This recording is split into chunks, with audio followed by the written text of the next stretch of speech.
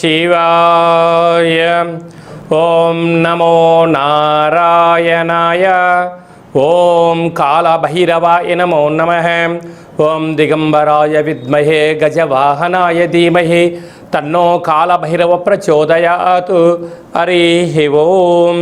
మా ఛానల్కి స్వాగతం. చూస్తున్న వీక్షకులకు ప్రేక్షకులకు ప్రియ కాళభైరవ భగవద్బంధుకి స్వాగతం పలుకుతూ మమ్మల్ని ఎంతగానో ఆదరిస్తూ ఉండబడినటువంటి ప్రియ సోదర సోదరీమణులకు, జ్యోతిష్య అభిమానులకు, సనాతన ధర్మ సంరక్షకులు అందరికీ కూడా ఆదివారం అమావాస్య సందర్భంగా, మిగులు సోమవతి అమావాస్య సందర్భంగా ఎలాంటి విధి విధానం పాటించాలి, అఖండమైనటువంటి అష్టకష్టాలకు స్వస్తి పలుకుతూ 8 సంవత్సరాల తర్వాత అధిక జ్యేష్ఠమాస అమావాస్య సందర్భంగా ఎలాంటి విధి విధానం పాటించడం వలన రాజయోగం కలిగి నరదృష్టిని, శత్రు ప్రభావాలను ఎలా తొలగించుకోవాలో సవివరంగా సంపూర్ణంగా తెలుసుకుందాం.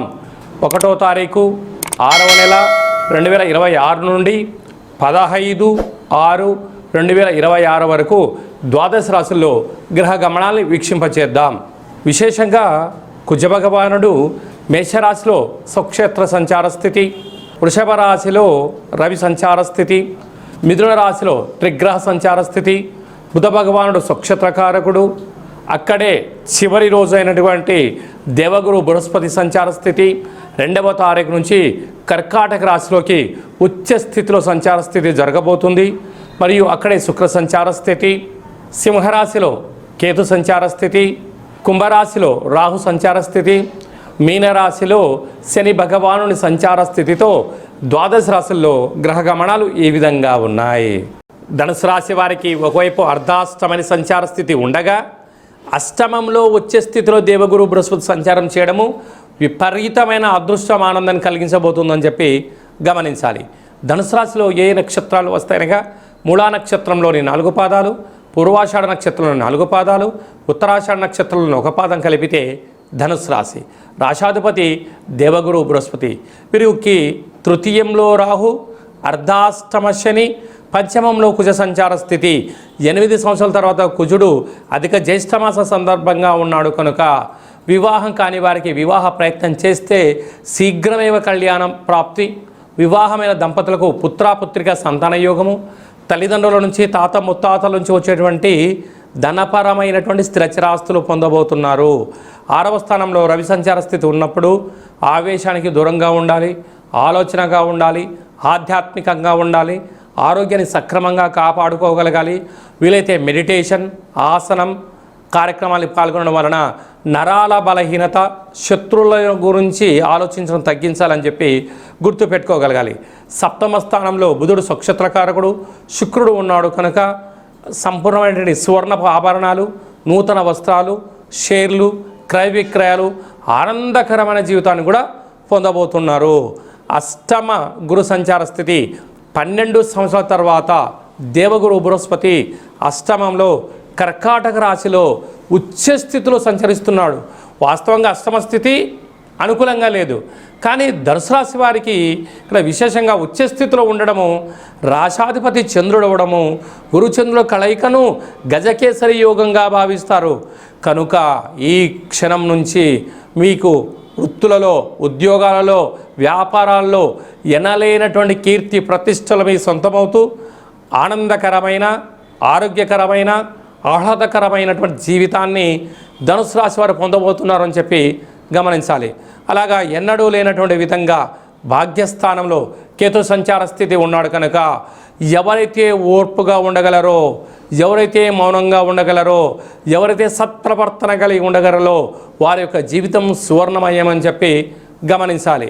కనుక ఈ ఆదివారం అమావాస్య సందర్భంగా, సోమవారం సోమవతి అమావాస్య సందర్భంగా గృహంలో నింబకుస్మ దీపాన్ని ఏర్పాటు చేసి తెల్ల జిల్లెడు వృక్షానికి సమర్పించిన, లేకపోతే స్త్రీమాతకు కానీ బ్రాహ్మణుడికి కానీ దానం చేసిన సకలమైనటువంటి అష్టకష్టాలు తొలగి అష్టైశ్వర్య ప్రాప్తి కలుగుతుంది అని చెప్పి గమనించాలి.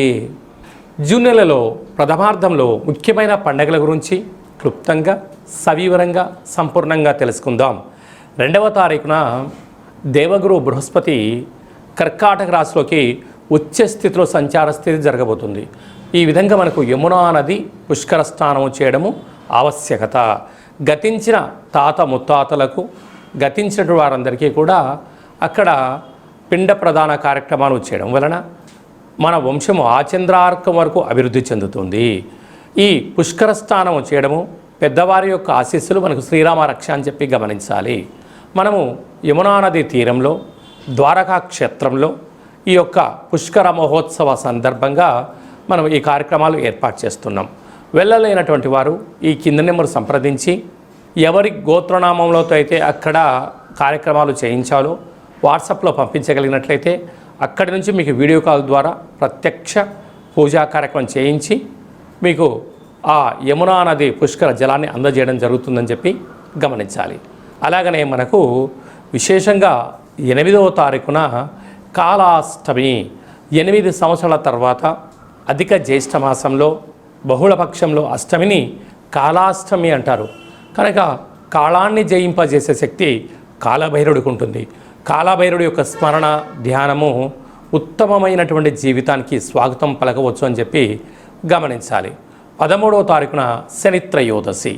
ఆ శని భగవాన్ యొక్క స్మరణ ధ్యానము దీపము అభిషేకం వలన శని దోషాలు తొలగిపోతాయని చెప్పి గమనించాలి.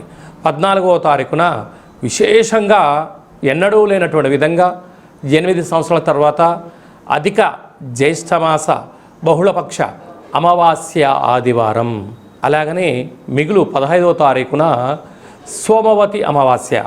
అమావాస్య అనగానే మనకు ఇంటి ముందర గుమ్మడికాయని తీసి పగలగొట్టుకోవడం, కులిపోయిన గుమ్మడికాయని తీసి బయట వేసేసుకోవడం, గుమ్మడికాయ కట్టుకోవడము, సకలమైన నరదృష్టి వాస్తు దృష్టి దోషాలు తొలగించుకొని యంత్ర మంత్ర తంత్ర సాధన చేయడం వలన అఖండ అష్టైశ్వర్యాలు కలుగుతాయి.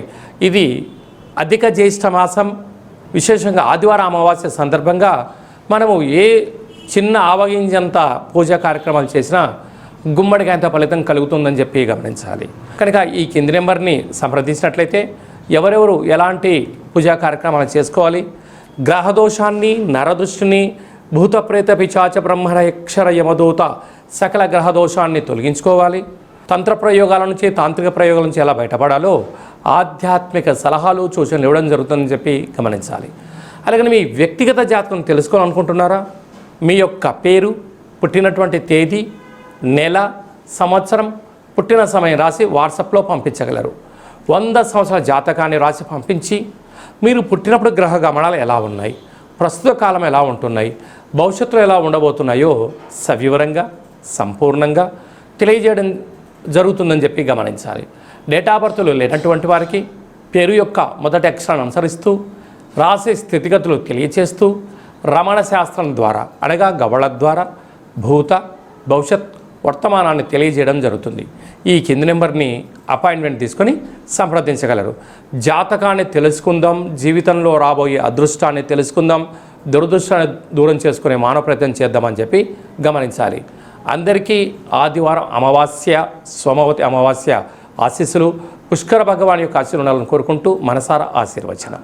శతమానం భవతి శతాయు పురుష సతేంద్రియ ఆయుష్యేవేంద్రియే ప్రతిష్టతి ధనం ధాన్యం బహుపుత్రలాభం శత సంవత్సరం దీర్ఘమాయు సర్వే జనా సుఖినో భవంతు లోకా సమస్తా సుఖినో భవంతు సర్వం కాళభైరవ దేవతార్పణమస్తు.